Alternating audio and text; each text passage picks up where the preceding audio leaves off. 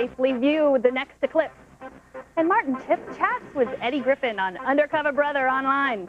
Plus, get to the inner workings of your TiVo and make it do stuff that it could never do before. Live from the Tech TV studios in San Francisco, it's the Screensavers!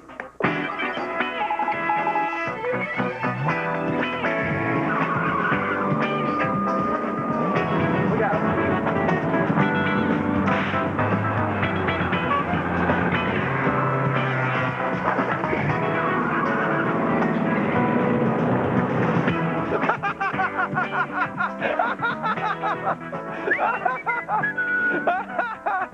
Good evening. Welcome to the Screensavers. I'm Patrick Norton. And I'm not supposed to be here. In fact, I'm going to go write my book right now. I'll see you later. No. I'm Leo Laporte. Actually, it's great to see you. Thanks for joining us on the Screensavers. I'm back. You know, I'm taking the month of June to write this almanac thing. I think it's an epic at this point. It's gotten a little bit out of control. If you've been watching on the screen cams, you know, I don't think anybody's ever done this before. At least that I know of. Written a book in public, basically. Yeah. Because not only is there a picture, there's a camera in front of me, there's a camera behind me, and you can see my screen, so you can actually read the book as it's being written. I don't think explain those love letters that were posted up. You want to see it? Let's see it. I could pull it up, Ken, but the problem is I'm here. So there wouldn't be anything to see. You want to see it? I'll show you. Let's see it. There wouldn't be anything much to see. I got so many mice. But wouldn't it be great if you were actually there? Was Martin Sargent been using my desk? What was your first tip? Well, the first tip. You find that. I'll tell them what's coming up. We got a great show. This is going to be great. Sky, Steve Case is here to tell us about the upcoming solar eclipse. It's going to be really cool. He's going to show us how you can watch it without blowing your eyes out, maybe even, well, use a webcam, huh? Plus, Analog X Mark Thompson's here. This is going to be fun. This is very fun. He's going to be writing a program live during the show. It's going to help you encrypt your passwords, keep them safe. And you know what? I'm going to show you some TiVo hacks, some non-intrusive TiVo hacks. And I'm going to tell you about the TiVo Hack FAQ so you can learn how to destroy your expensive consumer electronics in the privacy of your own home. Learn how to skip commercials. Yeah. 30-second skip. I did this. Play, select this 3, is so 0, cool. select. You're going to love this. You're going to love this. There's more. There's more. Chris DeBona's here. We love Chris from OSDN. He's going to show us proc files in Linux. It's the secret to understanding the inner heart of Linux, a window into the soul of Linux. See, here's the camera. Actually, this is me late last night turning on. Here, let me. I like that. What? No, yeah. Well, I'll show you the big picture. Out of a Buffy late last night. Leo the Vampire Slayer. Turning off at 9:45, I went to bed, and there's you know. But anyway, there's one more that you can see actually the. Sort of our fine, friendly the viewer. desktop. See, there's the desk. This is leoville.com, and there's the desktop too. So you can watch. There's nothing going on right now because I'm here, but I have a lovely sunset. That's a good start. This is the only experience of the outdoors I have for the next month. Is the picture on my desktop. Very beautiful. No, you know, the book's going to be great. I'm really excited. I'm having a lot of fun writing it. I'm putting basically everything I know in this book. But I'm here today because we're just going to have it's such a good show, I could not be here. Tech news of Let's the day. do the news! Should we start with the USA Today story? Why don't you? Yes. This is an interesting one. Starting this summer, they tell us, USA Today does, the INS will scan the fingerprints of thousands of foreigners traveling into U.S. airports. The idea is that they're going to use electronic fingerprint scanners to verify and compare identities with those of suspected criminals. I would assume we would insert the word terrorist in here in the database. Some scanners are being used in small scale at various airports now. Around 1,400 people have already been apprehended. I don't know if it's apprehended or scanned. That's the word we're looking for here. Well, I guess the bottom line is if you're going to be coming to the United States, make sure you bring gummy bears with you so you can fool the scanner. Whoops. Oh, I shouldn't have said that. The New York Times is reporting that a security hole, another one, in Kazaa. Actually, this hole's been around for a while, and we wanted you to know about it because it hasn't been fixed. Now, you know about Kazaa. It's the file sharing, music sharing program. If you're using Kazaa and you don't properly set up the file sharing software on your system, you could actually share more than just your multimedia files, like your bank account and everything on your hard drive. Security researchers say that about 61% of searches over a 12-hour period revealed at least one Outlook Express email file. So unless you really want to share your email with the world, you might want to be very careful how you set up Kazaa. In fact, you know, maybe I'll do that. Are we going to do a boot camp? No, there's no boot camp. I will show you. At some point, we'll find some time to show you when you set up Kazaa how to point it to the right directory, not C:\\. That would be bad. That would be everything. According to Wired News, UC Berkeley's Graduate School of Journalism is lending a little bit of legitimacy to the world of blogs. They're going to offer a class on blogging next year. Oh, that's exciting. It's scary, actually. It sounds ridiculous at first, but the truth is that more people have turned to weblogs as a source of information. And you know what? Why not? We may as well tell future journalists about it so they don't have to search around and stumble on them for themselves. They're thinking less about, personal weblogs. I petted my cat today, and then we went to the river for a swim. But actually, blogs that are devoted to stuff like /news gathering. And actually, is it the Mercury News? Yeah, Dan Gilmore's been doing that Fox for a while. News, Yeah. San Jose Mercury News have all recently added blogs to their I think website. Dan at the Mercury News was one of the first people I know of who did blogging. I think that's reasonable. I think it's only a matter of time before you and I are professors at that institution of higher learning. We should be so lucky. Yes. Professor Norton is here. Good morning, class. No, you don't want him in the morning. This is our question of the day, ladies and gentlemen, from the Boston Globe, and actually a number of other news services. We checked because we couldn't hardly believe it. Yeah, The Beijing Evening News, the big newspaper in Beijing, Beijing, China, the capital city of the largest nation in the world, recently ran a story about how several of the big boys in Washington, D.C. are threatening to move the capital city of our nation to the home of Elvis. Memphis, Tennessee. Citing various reasons, including the fact that the current building wasn't outfitted with more bathrooms. Where did they get this hot news story, the story that none of us have heard about? America's finest news source. That would be The Onion. The Onion! Yes. That's a humor site, folks, in case you aren't familiar with it. The freelance writer Huang Ke later admitted to finding the story on the internet. He reworked a few paragraphs and then sent it to editors without citing a source. If you read it on the internet, it's got to be true. So we want to know. Oops. Actually, there was a funny thing. I think it was on the Onion. Actual factual error found on the internet. Shocking. Really? The world reels. There was an error.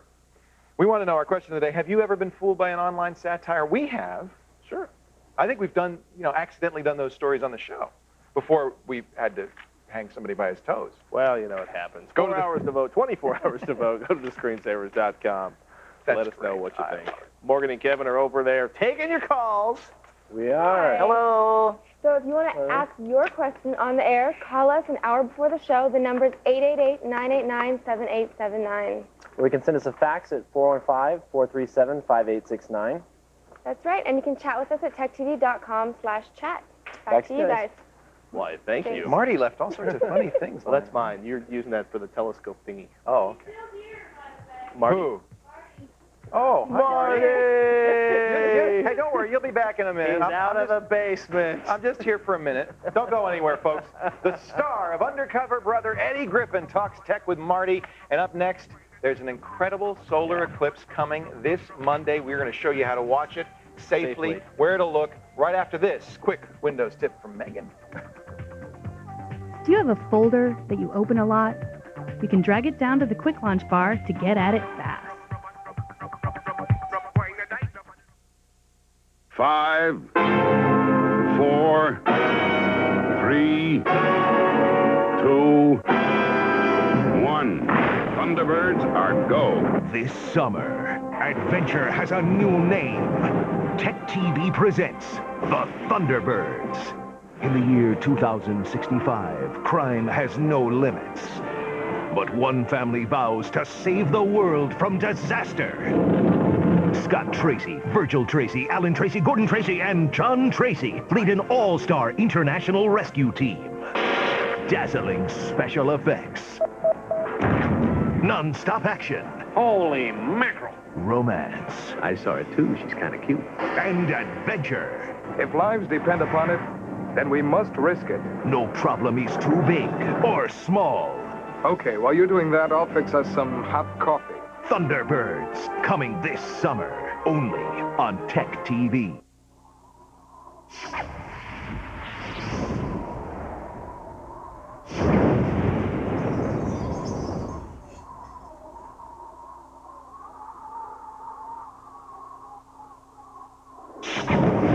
Chevy Tahoe is the only large SUV with the security of AutoTrack 4-wheel drive, so you can impress people. Or avoid them altogether. Chevy Tahoe, like a rock. Rackspace manages over 5,000 web servers. Fanatical support has made us the second largest managed hosting company in the world. That means fantastic customer service with instant expert support. Say no to Colo. Forget IBM. Call today to host the Rackspace way.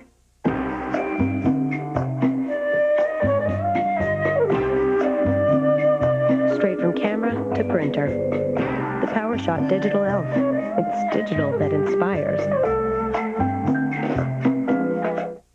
Across the country, people everywhere are tuning into a revolutionary new kind of radio that delivers more choice, better sound, and coast-to-coast coverage. Introducing XM Satellite Radio. Part rocket science, part rock and roll, XM brings 100 channels of music, news, sports, and entertainment to your car or home for just $9.99 a month. It's easy to get XM, and you don't even have to replace your radio. XM adapters start at $200 without antenna, and you can save $50 if you call our toll-free number now. XM has it all, from programming you already know and love to an extraordinary range of original channels you can't hear anywhere else. XM puts 71 channels of music, 12 channels of news, 5 channels of sports, and 12 channels of talk and information at your fingertips, including more than 30 commercial-free channels. So join the radio revolution. Call our toll-free number now to save $50 on an XM system at a store near you.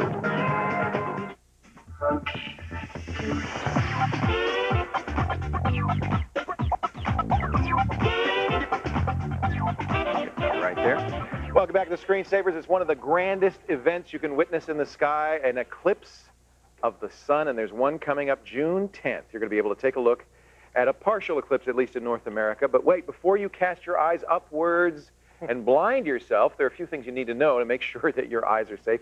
Joining us is astronomer Steve Cates. Dr. Sky! It's so great to... I've been on your show. Yes. We've had you before. It's great to have you. Thank you very much. Welcome to the Screensavers. We're going to take a look at the eclipse, what it is, and how to protect yourself if you're watching this. Amazing. How often do eclipses happen? Well, about 4 or 5 times a year. But the interesting thing is not everybody on the Earth gets to see it because that shadow that we'll talk about. Let's show how it works, because we're going to do an eclipse here. Are you ready? Oh, I'm ready. This is the Earth. Right.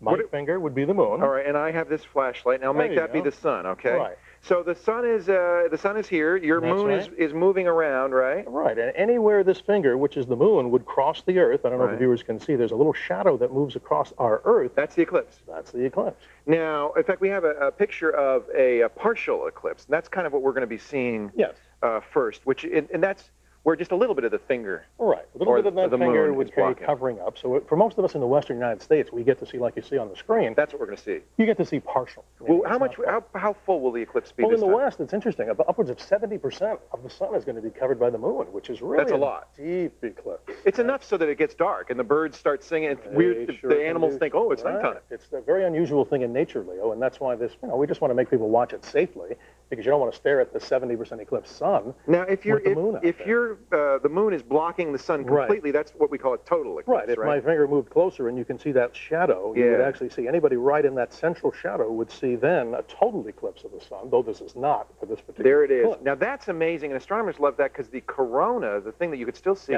you can see all sorts of stuff that's normally obscured by the brightness of the sun. Awesome. I saw one in '91, what we see on the screen, back in Hawaii, and you see that corona, the atmosphere of the sun, for like 2 minutes. That's safe to look at. That's safe to look at. The problem is, if you look before or after, you could hurt your eyes. So people don't, it's still risky to even look at the sun and anything. And then, now there's a third kind. This is the one that this eclipse is all about. It's actually an annular eclipse of the sun. And what that is the moon is smaller because it's at the time farther away from the Earth, and it doesn't quite cover up. It's like putting a dime on top of a nickel. You still see some of the nickel. So there's a little bit of sticking out there. Right. So they have that ring of light. So that's what we're going to have. That's, if you were in the area of totality, that's what you would see. This is what you see. And people south in Puerto Vallarta will see this in Mexico as it sets. I bet you there are people going down there just to see that. Oh, absolutely. This is a big thing. It's a big thing. And there are beads or something? Somebody told me there. Another rare thing is at a total eclipse of the sun, sometimes the valleys and mountains, like we see on our screen. Look at that. The top right of your screen there, you see the valleys of the areas, canyons on the moon. Sunlight streams through the mountains and the canyons. We call these Bailey's beads, and that's really rarely on. That's neat. To get to see it. Now, we may or may not see that. You'd have to be in Puerto Vallarta to see that. You'd have to be down there to even see anything. We've brought all sorts of equipment. how to see this safely. That's and of course, right. I'm just going to wear my sunglasses, right, Dr. Sky? Bad idea, Leo. Not good? No, you don't want to do Look that. at the sun with these on? Do not do it, because if people look at the sun like that, they're not filtering out the dangerous, harmful rays, ultraviolet What could happen? and infrared. You could go blind. You literally could blind yourself. could It blind burns your yourself. retina? It'll burn part of your retina, and I know a story very quickly. Somebody back a long time ago did this and didn't heed the warnings, and they had permanent crescents burned into their eyes. That's not good. Not a good Now, idea. you might like eclipses, but you don't want to see it for the rest You of your don't love life. them that much. So what you do is you set up a telescope and you look in sure here. do. Ah! No, don't do that. Okay. That would be That's a terrible. little demonstration of what not to do. You can take a telescope, and you could then, if you line up the sun just perfectly, don't stare through the you telescope. can kind of see it. Look, can you see that? You project it. So you'd be able to see that. And it would be safe Right. to look at this. A few inches Not at the further sun, out. but look at Right. this. Look at the screen. Okay. Don't look through the telescope. Okay. This is safe. So that's one way to do it. Absolutely. That's for if a larger group, a Larger school group. or whatever. School, and always Okay. assist the children. That's what we want to mention here, that we don't want kids doing this on their own, because if you bring it closer, it'll be like a magnifying glass and it'll set it on It fire. is. You could actually, well, let's try it. That'd be kind of fun. Ouch. Oh, Don't burn it. So don't wear sunglasses. Don't wear Don't sunglasses. look through the telescope. Absolutely. We've got binoculars. You don't wanna Don't do look that. through the binoculars. Could I do the same thing with the binoculars You like could, this? but I really don't recommend it, because Okay. what you're not going to get is anything blocking the sunlight, so you're going to see light on light. In other words, this Okay. whole shadow isn't going to be Right. covering it completely. Got it. But the safest way, of course, is to use the filters. Now, this is a filter that is designed specifically for looking at the sun in That's eclipses. right. What is this called? It's called Mylar. It's a luminized Mylar. Oh, it's just Mylar. Well, Okay. it's a special kind of coating, and what it does, Leo, as we mentioned before, this one will filter out the ultraviolet and the infrared. So you would put this over the binoculars, and then you could look at it. Exactly. And always put the silver side out, because you want to dissipate as much of the light. That reflects the light Absolutely. back out. So it And that's... dissipates it down to about 5% of what normal sun. Now, I know you're doing an event in Scottsdale on Monday, and That's you're going to be correct. handing these out, right? These are little... We are. This is the same thing you see on the other illustration. For a filter, these are safe viewing glasses for both eyes. We're Okay. going to give these out at our event to a couple of hundred people. We'll probably have more. But the simple thing is, you can look at it safely. Now, what I was taught when I was a kid, and I guess... No? No, don't You do take that. you take the negative and you fold it a few times. And look? Bad idea, folks, because if you take a negative like that, you're still not filtering out the harmful rays. And that's when you could burn your eyes. Don't do People, our viewers, they got digital cameras. Anything Right. they should know about taking pictures of this? Well, interesting. On this particular program, with a lot of high-tech fans, you're looking at two cameras, one digital and one regular photographic. Right. Problem simply, Leo, is digital cameras really don't have the capability of taking a time exposure. Now, some people Right. debate that, so simply I wouldn't Not use a it. real time exposure, Not a real like good a film time camera. exposure, because the problem there is you're going to burn out the optics and the So electronics. you'd want to stop it way down, little tiny pinpoint. way down, so it's filtered, and use that solar filter, that same silver filter, put it in Protect front your camera. of the camera. If you do it with this, you're going to burn out the CCD. That's It's right. not a good idea. Not a good and idea. whatever you do, make sure your kids don't look through the viewfinder of a camera at the sun or look at it with the unaided eye. That's when you can burn your eyes. When is the Good. eclipse, real quick? For the Western United States, starting around 5 o'clock, lasts for about 2 hours, Oh, I can't all wait. through the West. This It's is great. so exciting. And we're going to link up with you, I understand. We'll be talking to you on the show bet. while you're watching. Showing it. You're having an event in Scottsdale where? That's Real right. quick. Scottsdale Air Park News. For all of Okay. our Tech TV fans, come on out. It's Scottsdale Air Park News, and it's event from 5 to 7. We're going to give out the filters. We're going to show people this. Oh, man, It's a big that's event. going to be fun. There it is. It's a lot of fun. Check out Dr. Sky's website for more information about astronomy and events in the sky, drsky.com. And our website has his tips on how to view and photograph the eclipse safely. Please be safe.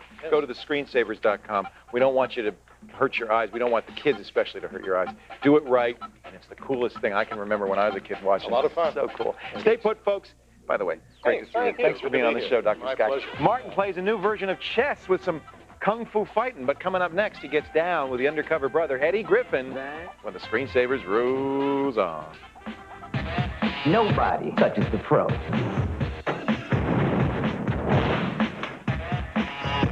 Blackness confirmed. You got soul. It's time. What would you do with the Pontiac Grand Prix? I'm out, man. Let's go. I'm out to see the world. San Francisco, here we go. Are we having fun yet? It doesn't take much to have fun, does it? It's like riding on a surfboard. You're gonna have to call me Dixie if I wear this. All right, Dixie. I can smell the salt water from here. Give us a swell, baby. So what would you do with the Pontiac Grand Prix? Tell us, Pontiac.com. There's some good surf out there.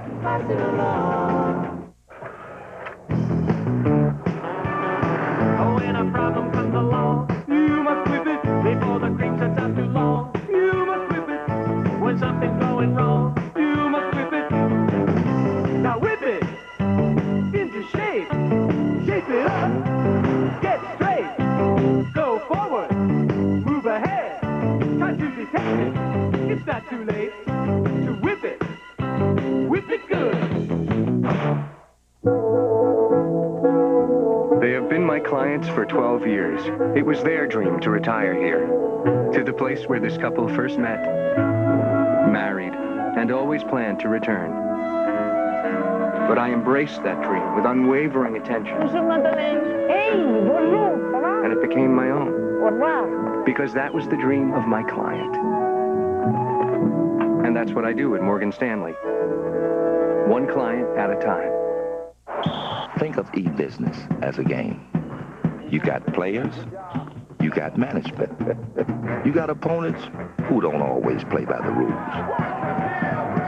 This game takes strategy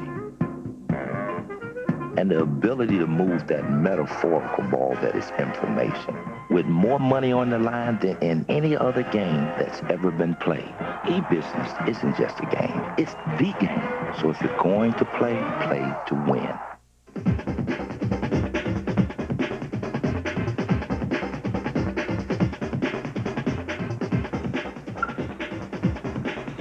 The movie Undercover Brothers, starring Eddie Griffin, is the first web-based animated series that has gone on to be developed into a Hollywood movie. And Leo, I recently had the pleasure of sitting down with the undercover brother himself, Eddie Griffin, in Los Angeles. You think the bro was down with the techno-funk tip?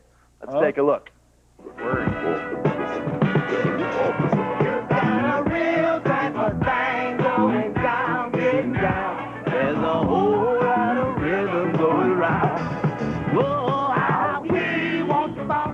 Eddie Griffin, let's chat. So Undercover Brothers started as an animated flash series on the internet, on urbanentertainment.com. Did you used to watch it before you got the role? All the time. All the time, because they poked fun at everybody and everything. They didn't care, you know, and it was just out and out funny. You know, anything funny, I'm watching.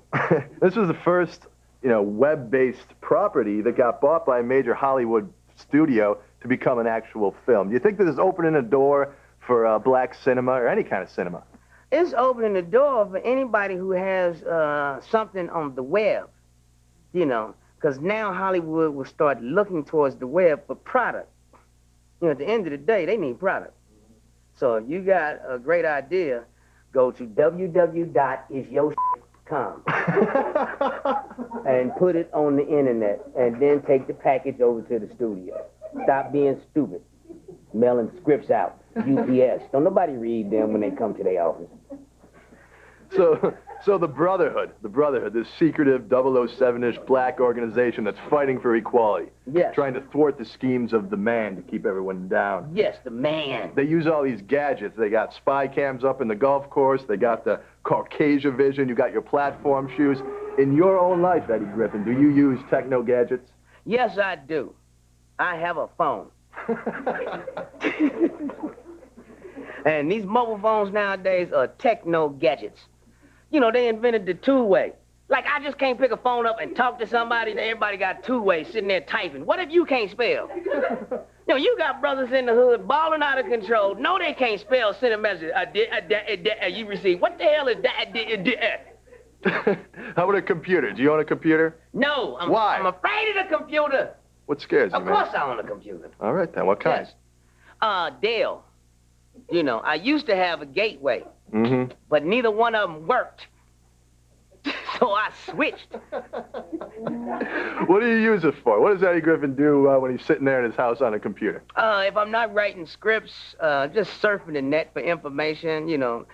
Like when I'm doing my stand-up, I'll find a subject that I want to talk about and then just surf the internet to get as much info as I can. So of all the different techno gadgets that your character used in the film, which one would you actually like to have in real life? The Afro Sheen dispenser in the back of my car, so when the police are profiling me driving while black, I can go on and spin them out. Eddie Griffin, it's been a pleasure. Oh, likewise. Email me. What is the address? Martin@techtv.com. Cool, I'm gonna hit you up. All right. You mess with the fro, you got to go. He's the first guy who ever asked you for your address. That's great. Did he email you yet? No, not yet. All right, let's check it. Eddie! You know, he knows, though. He was great. Very funny guy. He is. Coming up next, I'm going to talk with the producers, the original producers of the website, and then, of course, the film and animated series Undercover Brother, when the screensavers roll on.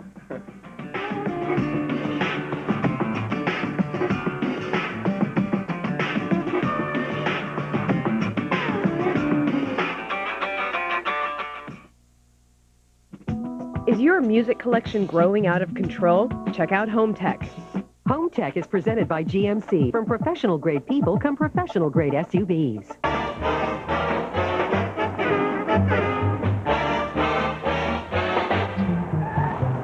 It don't mean a thing if it ain't got that swing. Do-what, do-what, do-what, do-what, do-what, do-what, do-what, do-what. It don't mean a thing if it ain't got that swing. Do-what, do-what, do-what, do-what, do-what, do-what, do-what, do-what. Thanks for saving the spot, boys. From professional-grade people come professional-grade SUVs.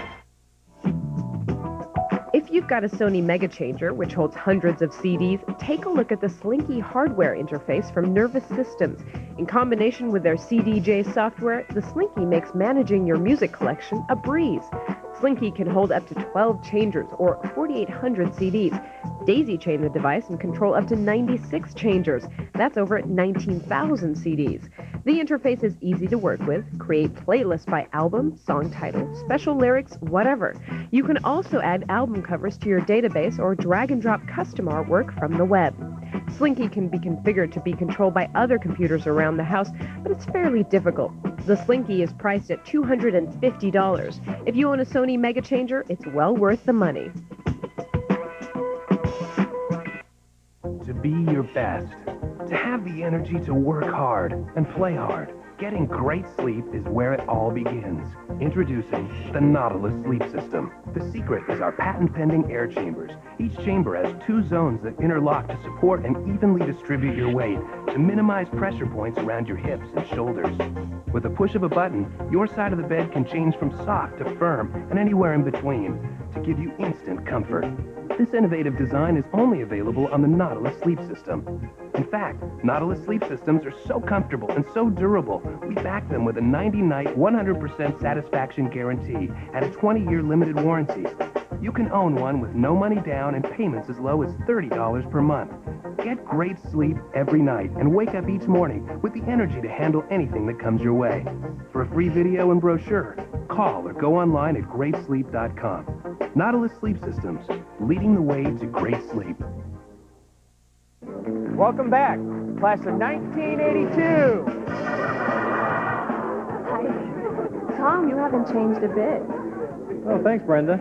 How do you stay looking so young? Well, I get a little help. Call 1-800-HAIR-CLUB for this free hair loss booklet and read about what causes hair loss and what options are proven to work. You'll also see clients from all over the country who have found the answer to thinning hair. Call 1-800-HAIR-CLUB today.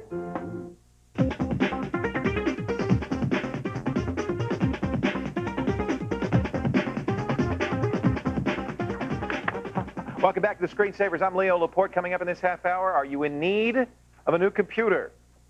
Eddie Griffin apparently is. We'll tell you how you can win one. Plus, Megan shows you some cool features in the Google toolbar. I just like seeing the Google toolbar. The movie sweeping the nation right now, Undercover Brother. You just saw a little bit of it. The first web-based short film to go to the big screen. It was adapted from an animated series, as we mentioned, featured on UrbanEntertainment.com. With us today via satellite from Urban Entertainment, founder and president Michael Jenkinson. Michael, it's great to have you on the show, and congratulations. Thank you. That's pretty exciting. Yeah, we're very pleased with the results so far. Now, when you started the Flash web movie, did you think maybe it would move to the big screen? Well, I think that was always part of the plan.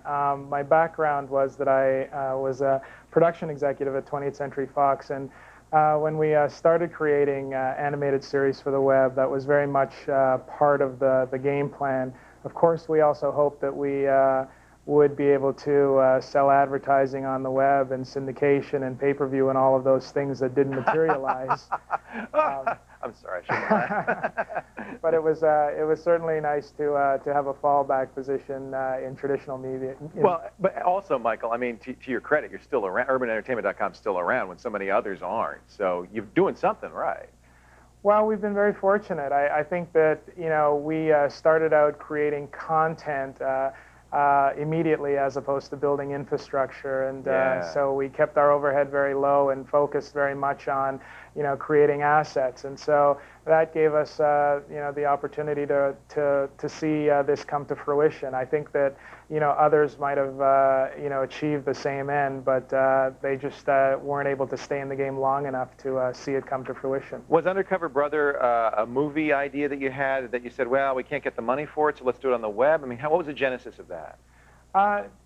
No, the idea, well, we went to John Ridley, who I had worked with while I was at Fox, and our concept was that we would go to very talented storytellers, writers, and directors, and have them create animated shows for the web. We just saw it as a really strong alternative way of putting material into the pipeline. Hollywood has a very long tradition of looking to other media for source material, and this to us was our avenue and our competitive advantage for accessing the studio system. Well, and to your credit and John's, the movie actually follows pretty closely what you did on the web. Yeah, I think that it really helps in the development process to have the underlying series there. It helped us to all get on the same page very quickly as to what the tone was, what the characters look like, because we had the opportunity to see them walk and talk as opposed to just seeing them on the page, which is the normal situation with script development. So it allowed the whole team to come together very quickly in terms of our vision of what the movie should be. You had the storyboards done before you even had the movie, did you? Exactly, and because we had the development process went very quickly. The property was bought in the spring of 2000, and the movie was greenlit by late fall. So what do? Do you get an appointment and say, I'm going to bring my laptop and show you something, or do you send them a URL? How exactly do you? I mean, it's a little bit of a different pitch. It is, and I think we started out sending URLs to the various studio executives and trying to interest them that way. Did they go? Did they look? Some did, but we found that there's not a high level of tech literacy in the Hollywood community. You're very diplomatic, Michael. So we of course ended up messengering over cassettes, doing it the traditional way. Can't use the web, huh? Okay, we'll send you a tape. Right. Although I must say that Brian Grazer, who we went to with this property, did actually watch on the web and responded immediately. And to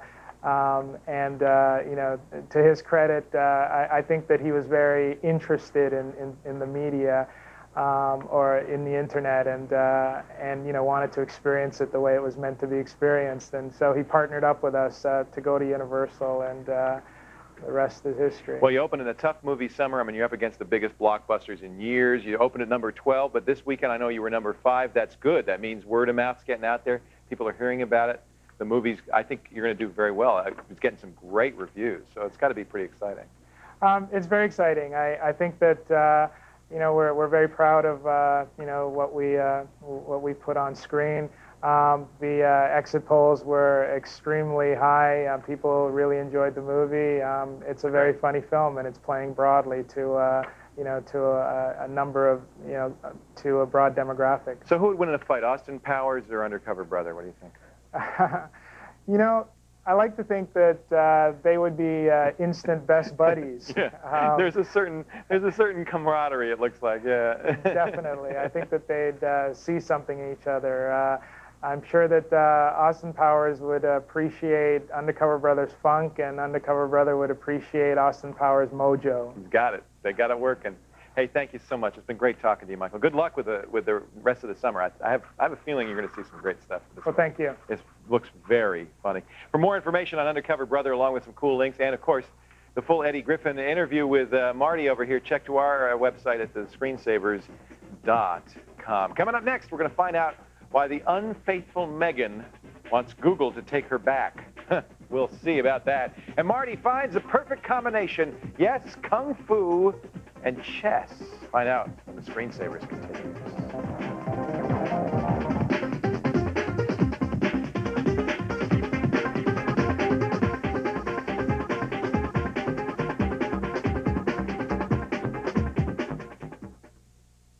Like to play?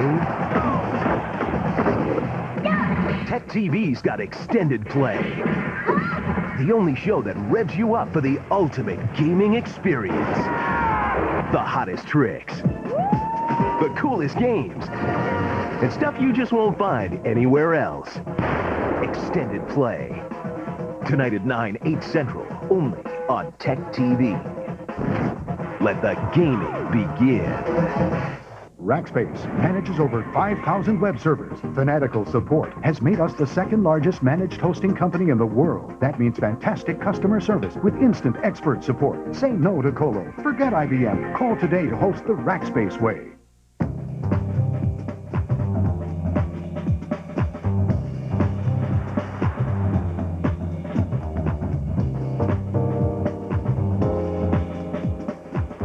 You can either fight the wind, or you can make it your friend. Zero lift aerodynamics, 0.26 drag coefficient. The new G35 from Infinity.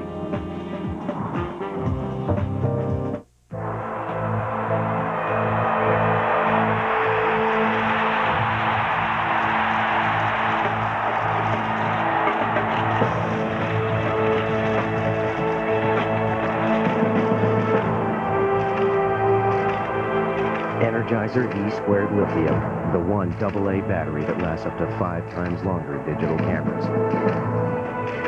Energizer E² Lithium. Do you have the bunny inside?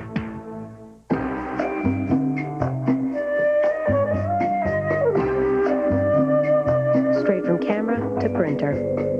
The PowerShot Digital Elf. It's digital that inspires. Howie, you know how dads like you give. And give. And give.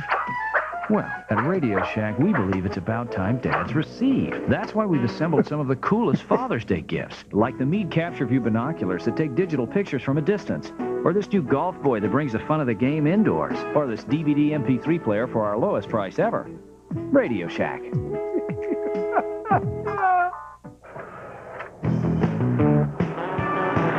When a problem comes along, you must whip it before the cream shuts out too long. You must whip it when something's going wrong. You must whip it.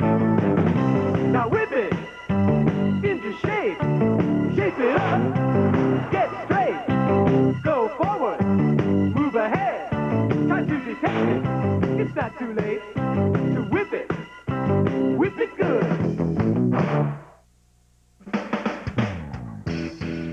Welcome back. Now, you want a new computer?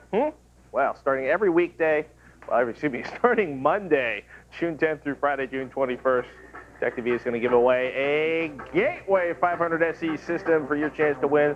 Enter at techtv.com, get a PC. That's techtv.com/get a PC and watch the screensavers. In the meantime, let's watch Martin with the sight of the night.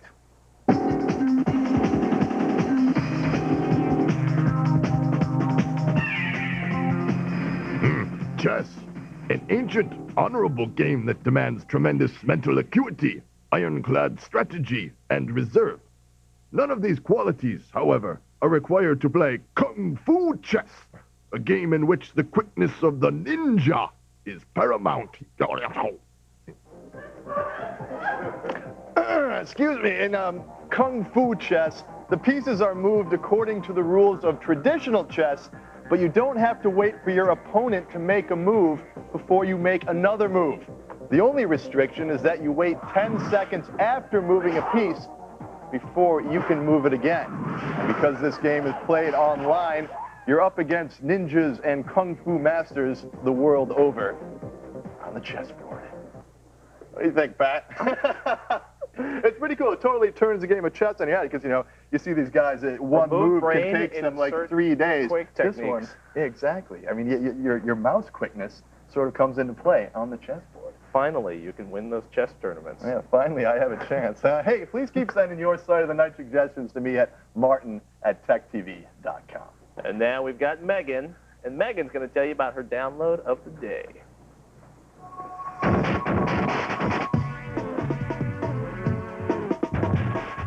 My favorite download of all time is the Google Toolbar.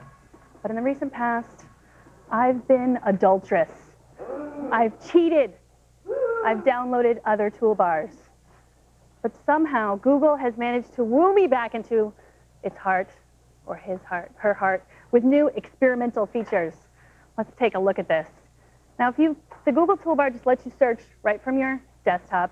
And now, if you go to Google and you click toolbar options, you can see all these wonderful new options. You can make it smaller. You can get rid of the buttons. This is excellent. If you don't want it, you know that one of the buttons says search the web. You can get rid of the text, more screen real estate. And one other thing that it's going to do for you, it's going to get rid of pop-up ads. This is excellent. Not all pop-up ads, but what I feel is one of the worst type of pop-up ads, the kind that go up after you're leaving the site. Now, Time Inc. is an excellent example of this, and people, all those, you go to their site, then you go someplace else, and they're like, don't forget about us. But now, I can show you, again, if we can, I think we have a video of exactly how to get rid of the pop-up ads. Maybe we can see it. Yep, there it is. Go to toolbar options, and it's a little tricky.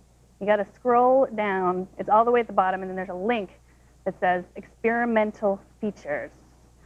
You're almost there. There she is. And be real careful not to go back to the default. If you click on one of those big gray buttons, you're going to go back. And there, this browser control sets up the JavaScript. It's so great. So now if you've already installed the toolbar, you're going to need to uninstall it and reinstall it. It only takes a second. And Google will hopefully take you back too. Now go to thescreensavers.com, and if you missed any of these instructions, you'll get them there. Google, I love you. Pat? That's checkmate. Never made fun of Marty's chess-playing skills. Mark Thompson, a.k.a. Analog X, will code an application in under 40 minutes. But first, we have Megan with a helpful web tip. Open Internet Options, then click the Programs tab. You can tweak what programs you use to interact with the Internet.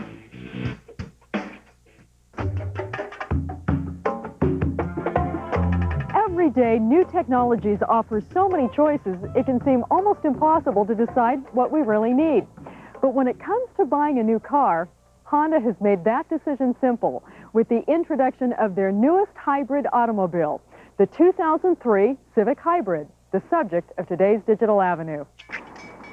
So what makes this car so special? Well, just start with the combination gas and electric drivetrain. Honda's integrated motor assist combines a 4-cylinder gasoline engine with a powerful 10-kilowatt electric motor. The result is remarkable power and efficiency. The electric motor supplies additional power for acceleration and functions as a silent high-speed starter motor.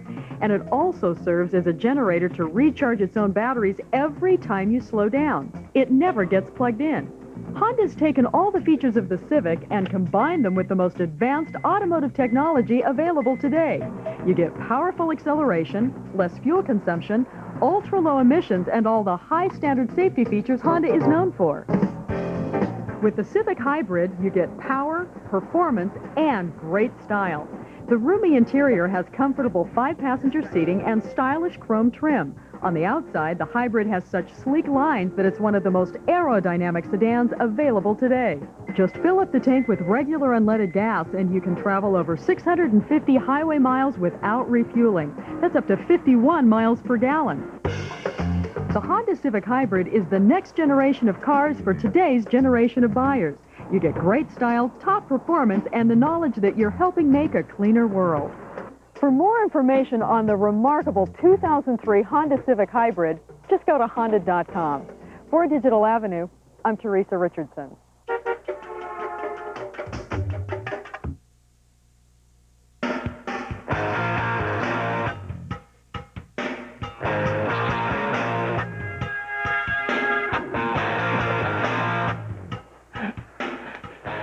I feel like Eddie, what's his name? Eddie Rock? Eddie Rickett? Raleigh Rickett?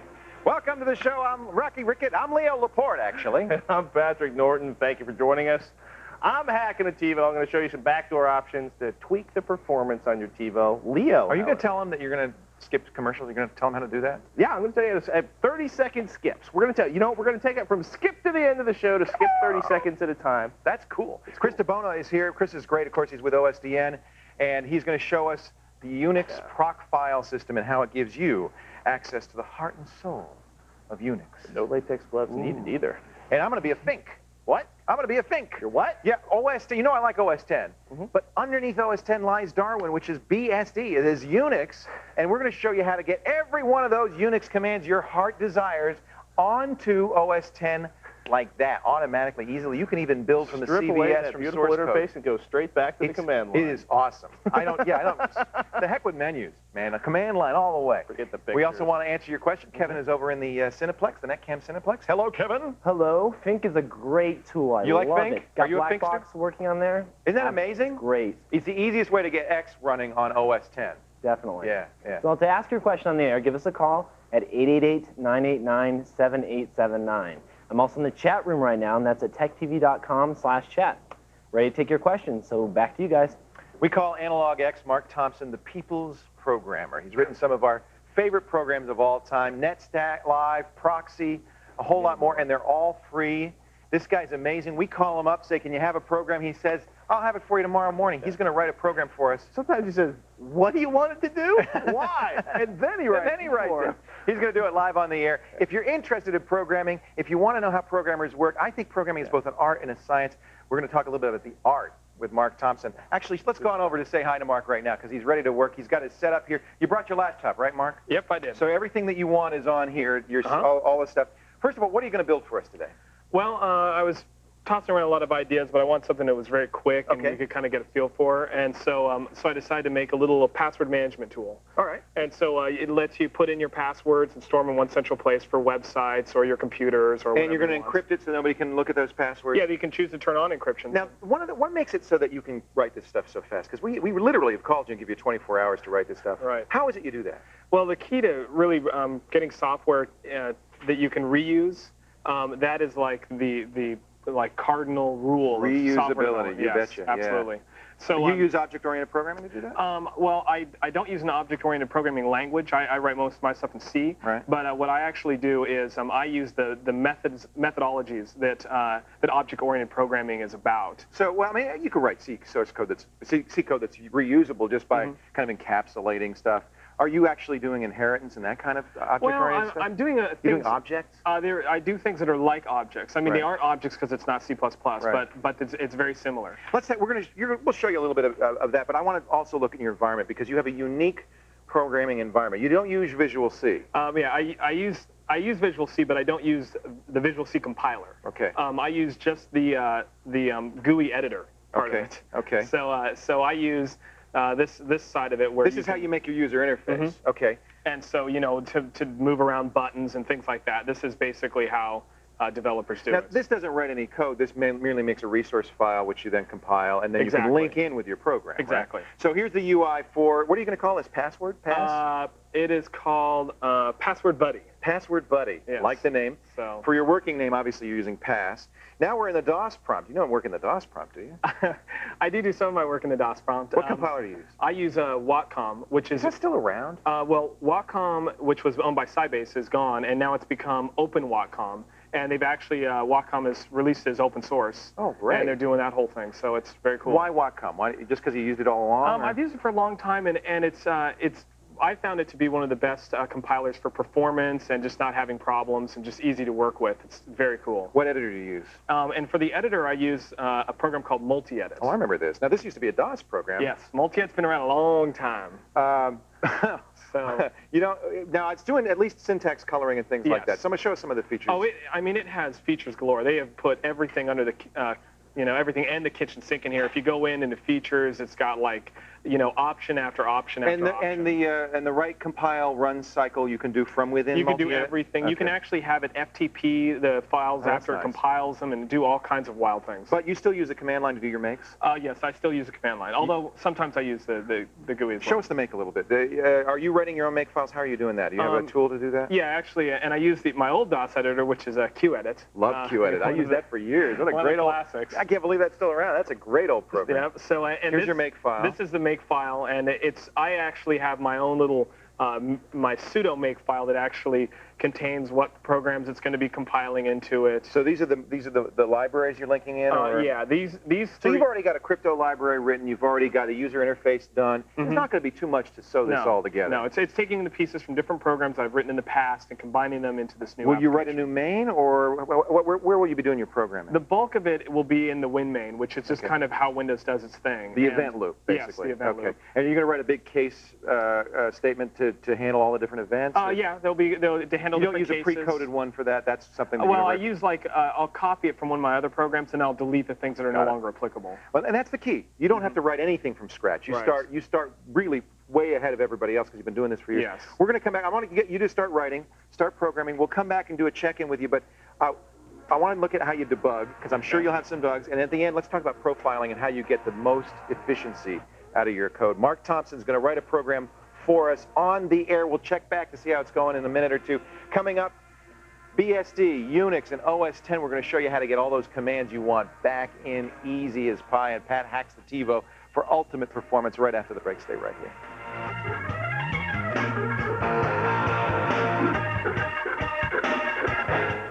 1, 2, 3. All right. Na na na na na na na na na na na na na na na na. Come on, y'all.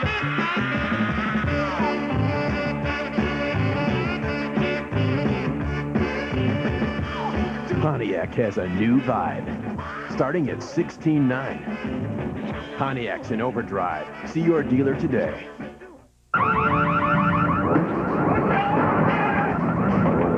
Shut it down. Can't shut it down. Override it. Not responding.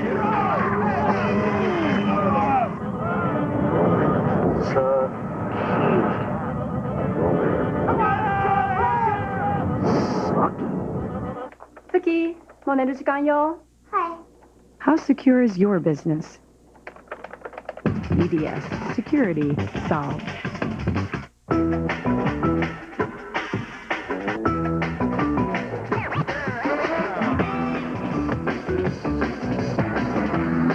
Now you can access over 1 million unpublished airfares. 24 hours a day, 7 days a week. Cheap Tickets has airfares you can't find anywhere else, and they're up to 40% off.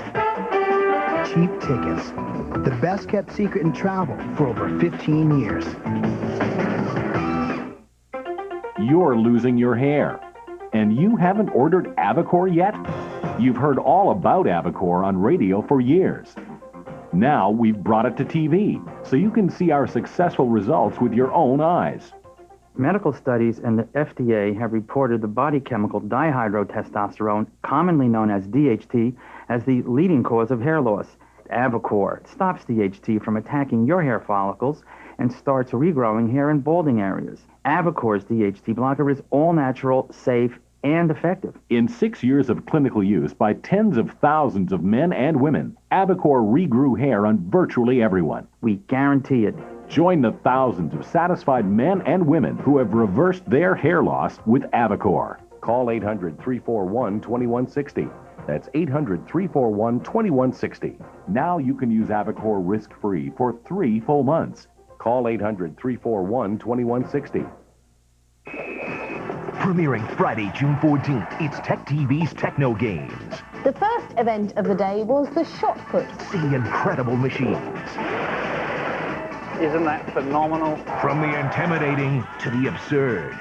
Race, swim, climb, and battle for victory in the ultimate robot sports challenge. I think we're in danger of losing the ball out of the arena with this one. Watch Techno Games, starting Friday, June 14th, only on Tech TV.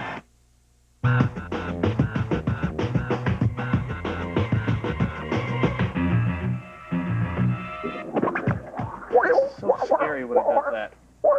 This is a TiVo. I love TiVo. He does. TiVo is so cool. It's become like Xeroxing or Kleenex. It's become a generic word. What is it, Dude, TiVo? did you TiVo that program? Yeah. Okay, you hate this phrase, PVR, personal video recorder. Can I say a DVR, digital video recorder? That's another way. Because that's kind of what it is, right? Yeah, but they say that's like the ones that are dedicated VCRs that are doing digital VCR type stuff. Oh. It's electronics, messy stuff. There's It's a hard drive in here. It's drive. running Linux, and the idea is, what does it do? Record television. It's that simple. Changes your world, folks. But we're You not can here to pause do an television. ad You for can fast TiVo. forward. We're going to hack this sucker. Okay. There's a lot of hacks you can do. You can put a hard drive into it. You can tweak things. You can bring up a prompt inside of it. Later, I'm bringing in my TiVo. When I'm through with the book, I'm coming in. We're going to bring in the TiVo. I want to put 2 new 60 gigs in there. Can I? You can record hours and hours. Let's do that, because I have a Now, 35 and it's not enough. If we do that, it will be violating Leo's warranty. Now, how about what we're going to do today? I don't think this violates your warranty, but if it does, it's not my fault. It's not Leo's fault. Definitely not I'm going my to say this fault. over and over again. If we teach you how to hack something, and it kills your machine, that's your and fault. you take it to the store, don't go, Pat and Leo said I could do it, dude.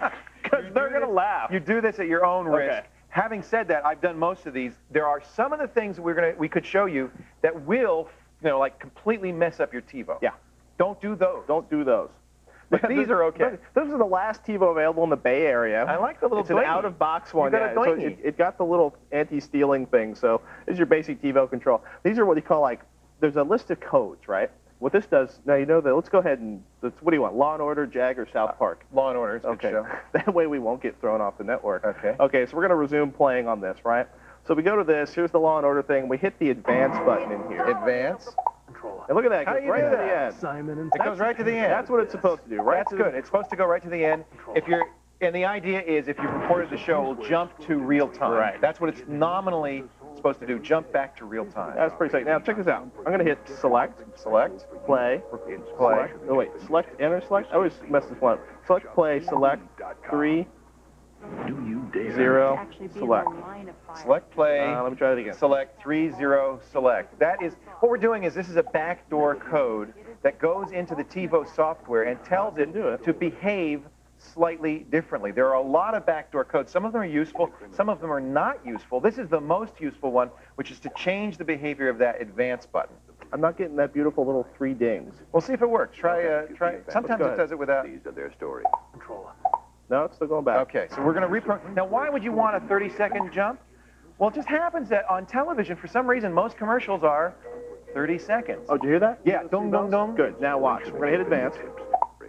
Look, It's jumping, commercials are instead of gone. jumping into real time, it's jumping 30 seconds at a time. Yeah. So if you get to a commercial break and you don't want to watch your commercials, and of course we know you watch all of our commercials, but on Law & Order, if you don't want to watch a commercial, you press that button 4 times, bing, bing, bing, bing, you're gone through the commercials. If you don't like that, Yeah. if you find it annoying, How do you it undo also it tweaks the replays. The replay. So if you want to go back to the beginning, It goes we go back 30 seconds at a time. Okay, we're gonna do that again. Select, Select, play, select, 3, 0, select. Now, 3 dings. 3 dings, you've deprogrammed it. You don't have to go into backdoor mode. Backdoor mode is where weird things start happening. Right. Backdoor is essentially like, you just said it. You modify things. You basically open up a special version of the operating Right. system. You have to restart it. So we're not required to go to backdoor for this Yeah. particular hack. Are we going to No. do some backdoor hacks a little We're later? going to do some backdoor hacks. Probably not in this show. We're going to do some backdoor hacks. We're going to open up the system. We're going to put an additional hard drive. We may even put an Ethernet card in it. Oh, that'd be kind of fun. So it'd be like a replay. Yeah. Now, we have a bunch of these hacks on the website, so you don't have to remember whatever that was you just did. Look, first of all, select play, select 3, 0, select, right? Yeah. Sounds easy. It took me 30 minutes to try to memorize it, and I've been playing with this for a few days now. You're going to need this This is the TiVo FAQ. hacking FAQ. This is It's everything your you need to friend. know. I Yeah. really should never hold up white paper towards Now, the camera. now, there are different versions of the TiVo software. TiVo Yes. sits on a telephone line and can reprogram itself. There's version 1, 2, 2.5, and 3. I was going to the TiVo Center. Hit the happy smiling TiVo button. Happy button. We're going to scroll down there to messages and setup. Yep. And we're going to scroll down to system information. This will tell you what version Okay. you've got. Software 2.5 version. here. Okay. You should have at least version 2.5 point something. Now with this one, when it showed up out of the box, it was 2.1. It upgraded Everything itself. between like 2.0 and before 2.5 doesn't allow you to do a lot of these hacks. Okay. Now what we did was we forced it to make a phone call. It called up, and then we rebooted it, and that automatically reloaded the operating system. It's about a 45-minute phone You may call. need to do that. Yeah. They're upgrading people now to 3.0. In the FAQ, they tell you which ones work and don't work with 3.0. This one seems to work with 3.0, so that's the good news. I think this is the best one of all. Coming up, we're going to check in with Analog X, or as we call him, the people's programmer, see how his program's going. And coming up next, I'm going to show you how to harness the power of Darwin. BSD, it's in Unix, it's in OS 10. Think gonna make it happen for you. We'll get Thinkified in just a little bit.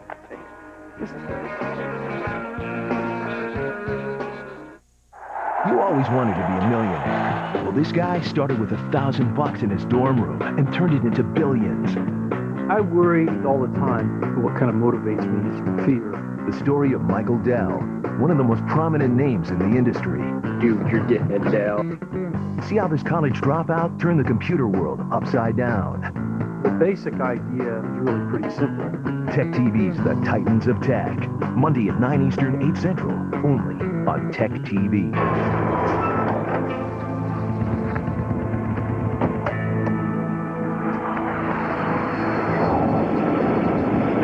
I hate it when he does that. Sorry about the dust. After the new roomy 7-passenger Chevy Trailblazer, everything else just seems kind of weak. I left the bagels in the jet. The new Chevy Trailblazer, like a rock.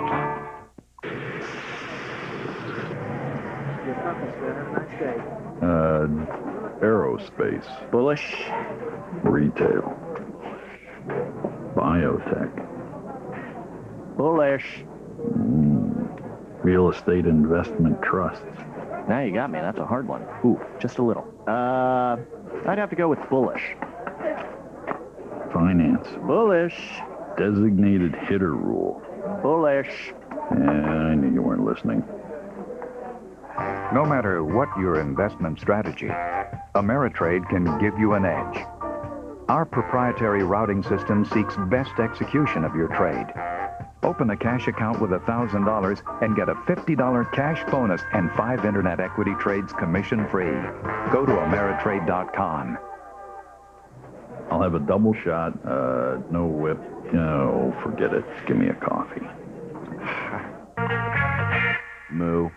Starting at just $7.99, Gateway's newest, sleekest desktops with the Intel Pentium 4 processor are going fast. But they'll go even faster with high-speed internet access from Gateway. Because now when you order broadband with the purchase of select Gateway PCs, we'll include a cable modem worth $149. But this incredible offer won't last, so visit your local Gateway store today. Hurry, offer ends soon. Listen up. We brought in a very special consultant to help us with our fundamentals. This is a triangle. Triangle. What's this?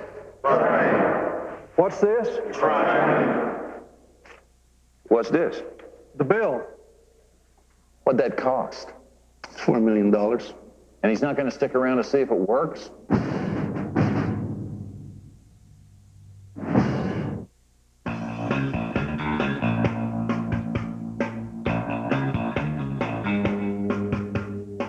Hi, welcome back. Patrick, it's good to see you. Welcome.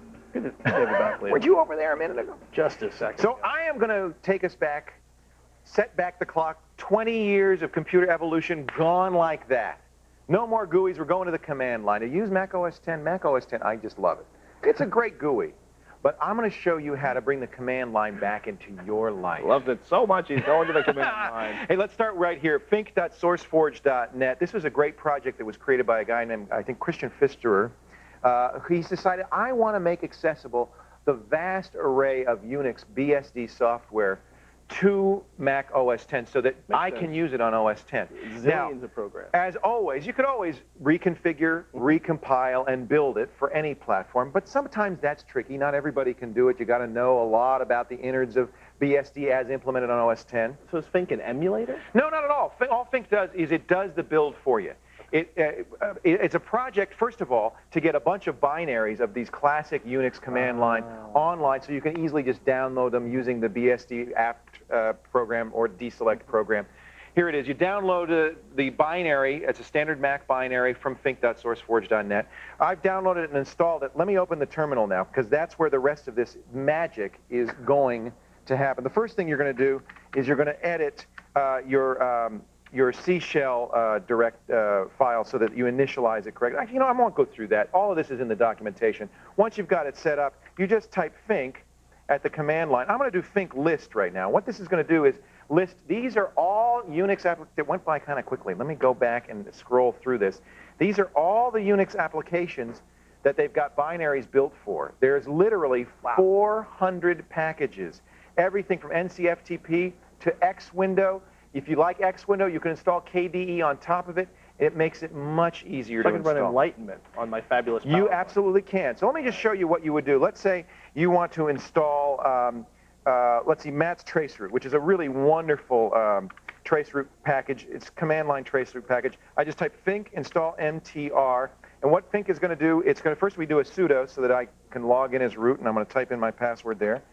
And now think is going to go out, and it's going to say, well, in order to do this, I need to install one of these 3 packages. I'm going to choose that one. It says I'm going to install GTK, glib, system x386, and I said, go ahead. Now it's using curl to go out and download these. Now you can say download the binary or download the source code. I like to use the CVS tree because then I get the latest version. It's a simple hack to the Sphinx configuration to do that. It will download all the source code, automatically configure it, automatically compile it. When it's done, you will have the binary on there. I'll give you an example. Right now, OS 10 comes with NCFTP, which is the best command line FTP client. Wonderful. But it comes with an old version. I want the latest NCFTP. I've already run it on here. Now when I type NCFTP, I've got the latest 3.12 running because I thinked it. So I have the latest versions. Actually, 3.13 is out, and if I do the CVS, I'll be able to get 3.13. You can even get unstable versions if you really want to play. This is a wonderful package.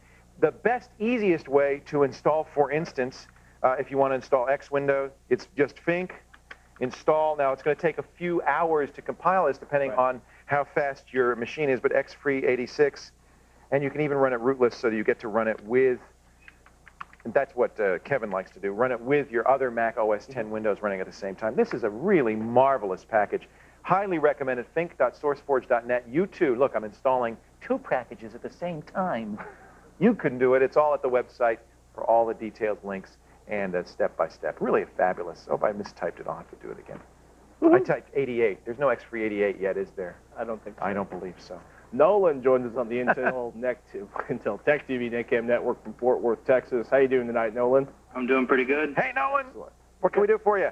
Well, I just want to know if there's any way that I can set up a Linux Mandrake server to distribute my my DSL broadband over my Wi-Fi network to my Windows PCs, and to also act like a backup server to put my back up all my stuff to in case hard drive crashes or something, or before it happens. So actually. 2 tasks, basically. You want to do a Wi-Fi access point, and you want to do a file server. Yeah, I already have the wireless internet set up, and that's actually what I'm on right now. Oh, well, then you don't need to worry about doing I mean, the best thing to do is use one of those, like Linksys WAPs, the wireless access point, and then everybody can access it from there. You don't need to run it on the Linux box. You just need Linux to work with it, but that's pretty straightforward. They got the drivers for that, right? Yeah, that's so what I I'm would using recommend right that. now. I mean, there's 2 ways that Wi-Fi runs. It runs infrastructure, which is what you use when you have the WAP thing, or you can run it peer-to-peer, where there's no central base station, but there's all the cards are talking to one another. If you wanted to use your Linux box as a WAP box, you could do it that way, but it's much better just to buy a standalone WAP box. You already got that, right? Yeah, that's what I'm running on actually right now. All right, so now really, you've answered your question. If you want to get really out of control, if you want to set up like a serious router or something, one of the things actually Chris this is was great. telling me about Frisco is great. Frisco is fascinating. It's essentially, there used to be talk about the LRP, the Linux Router Project, which is a Linux router on a floppy disk. This is basically designed to gun after, well, it stands for free Cisco routers. It's a high-end, sophisticated router that you can configure in more ways than you will pretty much ever want to learn. To answer his second question very simply, Linux is incredibly easy to make a Windows file server because it comes with something called Samba, which is basically an emulator for LAN Manager. You run Samba, you'll have to go in the Samba configuration. It's very straightforward if you read the how-to. And all of a sudden, your Linux box looks like a Windows box to the network, and it's absolutely simple to use it, to share it, to use it as a Windows box on the network. All you have to do is have Samba running as a daemon, and that's very, very simple to do. Hey, thanks for the call, Nolan. A couple of good ideas, good ways to use a Linux box. All right. I think we've got Analog Axe working pretty hard. Should we go see if he's sweating? Has he worked up a sweat? I'm going to cross on over and see. Hey, Mark, the people's programmer. You're working on Password Buddy, a little encryption program for us. You're going to write it within 40 minutes. How's it going? It's going good. I'm just adding a feature that Megan asked for earlier. What she want you to do? Well, I told her that what it's going to do is when you leave your computer, if it's open on the screen, it will close. Right. And then so nobody can steal your passwords. Exactly, and then it'll also unload the data file because it always is running. Right. And she said, "Wow, that's cool. Can you set the time that it takes to do So you're that?" doing that right now? So yeah, I just added into the. So it's a line of code. Yep, I added into the. Oh, you even changed the GUI. Oh yeah, the GUI where you can put in what the time is. Okay. And then I went into here and I added it to get the two values, and then also to set some limits so it can never be. Because your code is so modular, it's fairly easy for you to add features like that. Yeah, definitely. Can you show us how fast the Wacom compiler? Okay, so we go in here and you're going to remake. WMake, and then that's it. It's now rebuilt. It's built. Yep, I don't know if they even caught that. It happened so fast. All right, you keep working, keep adding features. We're going to come back. I'm sure there's going to be some bugs. We'll show you how he debugs his programs. You might be surprised. And coming up next, Chris DeBona is back from OSDN. He's going to give us the nitty-gritty on the Linux proc file system. You stay right here. How do you do that?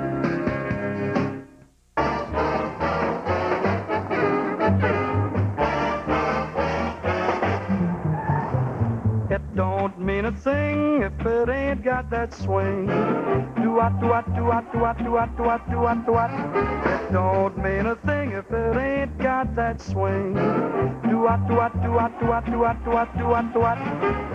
Thanks for saving the spot, boys. From professional grade people to professional grade SUVs.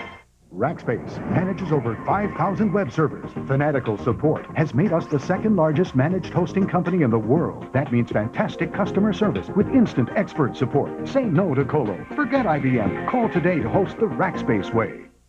Ever dream you could fly? You can fly in a lot less time and for a lot less money than you thought. Our weekends are so much fun. You should have become a pilot years ago. Try flying now for $49. 1-888-BE-A-PILOT or BeAPilot.com. take charge of your world. With the freedom to do what needs to get done. Like sometimes getting away from it all. Try flying now for $49. 1-888-BE-A-PILOT or BeAPilot.com.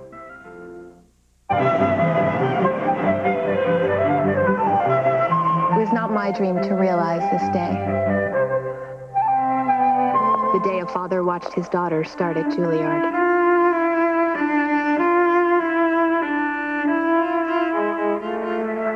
But I embraced that dream with unwavering attention and made it my own, because that was the dream of my client. And that's what I do at Morgan Stanley, one client at a time.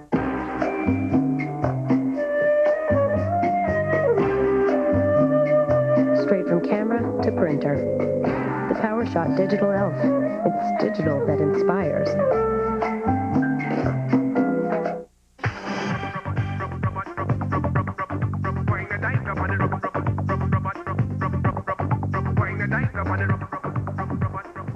Hi, welcome back. Our next guest describes Linux proc file system as a window into Linux's soul. From Open Source Developers Network, Director of Special Projects, and a great friend of the show, Chris DeBona. Welcome. Welcome. Great to have you. Thanks for having me again. One of the neat things about Unix, in fact, I think one of the brilliant things that Thomson came up with right at the beginning is, instead of trying to have a variety of different devices and things you have to understand, everything's a file.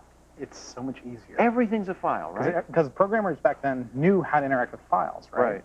And so if you want to have a new device show up, just make it a file. So a hard drive is a file. A keyboard is a file. A mouse is a file. A screen. A screen is a file. Yeah. And that abstraction really made it very simple to design. First of all, drivers are easier to write in Linux than anything else because of that. Easy to design the operating system, easy to make it robust. Yep. Now, there's two kinds of files, right? There's block. Well, there's block and character. Yeah. But that's the only kind of... Yeah, it's only real... Well, it's two kinds of devices, really. Devices. You know, and that's pretty much it. You know? So what is the proc file system?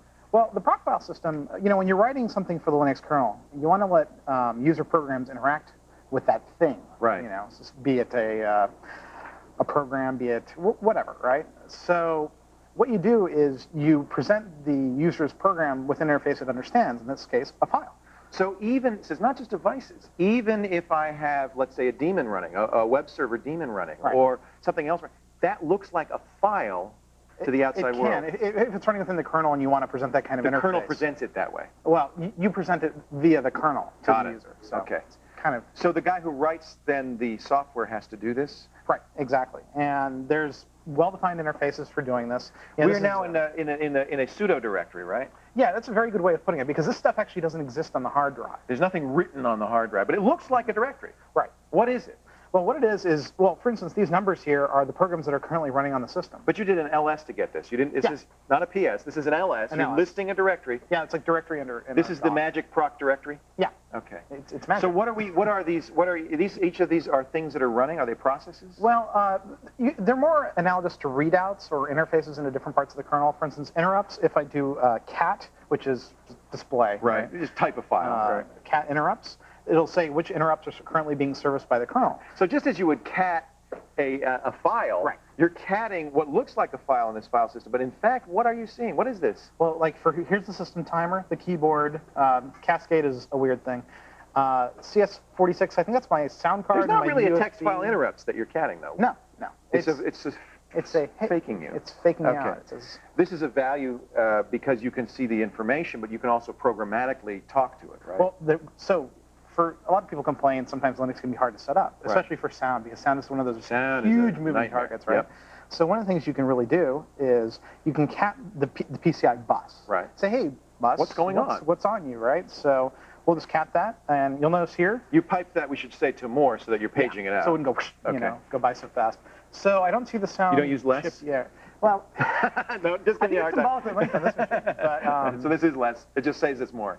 Sometimes really more is less when sometimes it's Chris less DeBona. is more. So we've got the Ethernet controller. Oh, here you go. Here's a sound. So right there. So this is, in effect, if you were using Windows, this is like saying to the device manager, show me your devices. Yeah, like hitting click or whatever. Right. But in effect, we're doing that, but we're doing... Now, Top uses the proc file system too, right? A lot of programs use proc. Top, ENunn, which you type in Linux to find out what you're running and how long you've been doing it. Uptime, top, they all just like go to the proc file system and say, it's sort of cheating, you know. They don't. It is cheating because they're not actually doing anything. Yeah, they're so just really, dumping stuff. See, all this time I thought top, which shows what processes are running, how much memory they're taking up, how much CPU time, all that cool stuff.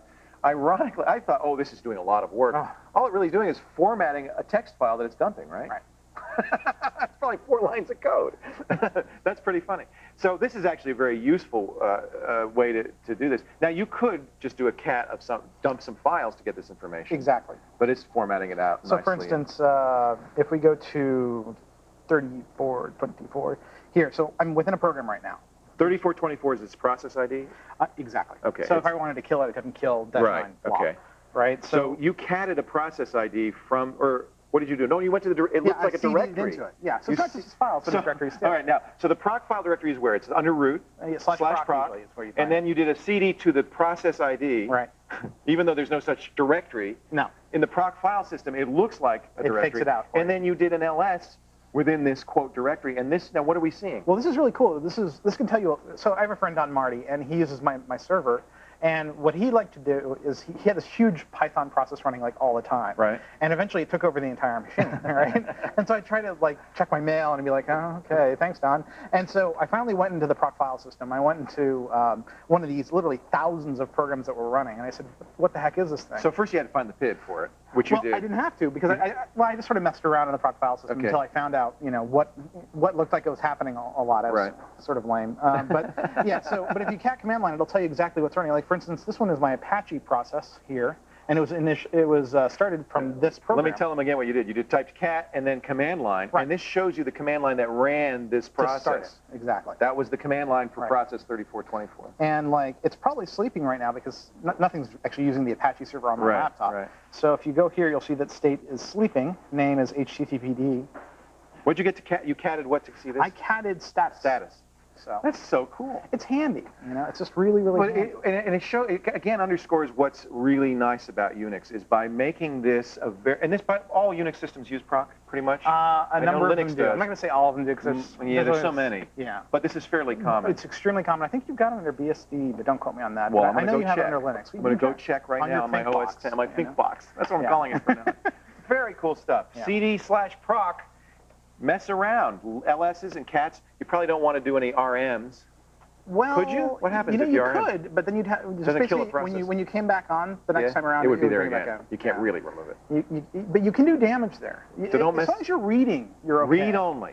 But once you put data into it, you can do tricky things, You've which are been also very warned. useful. Yeah, if you're really a hacker, if you really know your Just Unix. read the documentation. Go to our website for them. Is there a manproc? Can you type manproc? I believe so. All right. For more great information, just go to the website or type manproc. Yep. Now let's check in with Mark and see how he's doing. I bet you he's ready to debug. What do you think? If he's not, fast. he's gonna. He's fast, isn't he? Let's come on over. The People's Programmer, Mark Thompson. Did you get Megan's feature in there? Yes, Megan's feature is fully implemented. Okay, you got a running program for us? Yes. Did you have any bugs, anything you had to work on while you were... yeah. I can't believe this, first of all. It's been like, less than half an hour. Wow. Wow. It's amazing. You're fast. But really all you're doing is cobbling together existing modules pretty much. 'Cause that's one of the advantages of, first of all, having done it for a long time, and then having the forethought, as you've been writing all along, to kind of encapsulate this stuff so that you can reuse it. Right. That's part really of, the part of advantage. it's like even the feature that Megan wanted, it was actually something that I had put in there but had not made it exposed to the user. So all I really had to do was put the interface in there to allow the user to change so that makes it easier. Mhm. So you're saving that value somewhere anywhere. Anytime you can think about and kind of think in advance what a user's going to want to do, it just saves you time, big time. Do you spend a lot of time up front in the design process like you're supposed to? As much as I can. Do you sketch out things? Yeah, and actually the Windows GUI builder in Visual C is a great way to kind of think through a program. You can just kind of make the dialogues and think about what you want to have happen and before you actually write anything. So what do you use for a debugger? I actually... I'm kind of like a throwback to the good old days. I've worked on a lot of different systems that didn't have... You're not going to tell me you use printf for debugging. I'm a printf debugger. No, really? Yep. Okay, so you're putting print statements in your program? Yes. So what happens is when I run into a problem, like let's say you click on something and the program crashes. Yeah. What I do is I put in statements to look at what the different data is doing. And Show me some source code with some printfs in there. Do you Okay. So if we jump down here, let's see. You can actually see right here. It says debug print. Yeah, and debug print. So that's your debugging command, and then this is the information that will be printed out. Item count, and then the item count it says how many itself. items there are. Because originally I was having a problem here where it wasn't disabling the controls when a user deleted all their passwords. Now, is debug print written in such a way that you can turn it on and off easily? Oh, yeah. From the command line as well as from the command header line, file? Exactly, and I can have it always turned on. So when you run a program, what happens is it pops up a dialog, and in here, it actually is giving you information about the program running. And so when we actually pop it open, you see all the data. These are all the printfs. This is all the data about the information it just displayed, and that's to help me see what I'm doing. You can see when I switch tabs, it tells me. It's funny, when you first start programming, this is how you kind of learn what's going on in your program. Right. And then eventually you're supposed to move along to a symbolic debugger and stepping and tracing. You never did that. Well, the primary reason is because I used to work a lot on consoles, and a lot of times in consoles you don't have access to these. You don't have a debugger, or if you do, it's pretty very primitive. Yeah.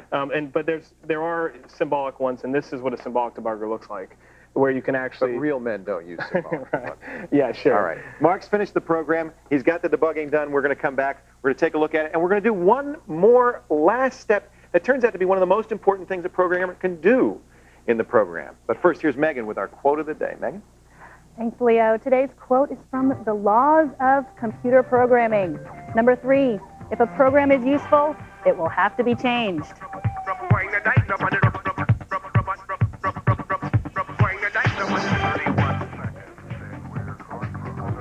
And number 4, if a program is useless, it'll have to be documented.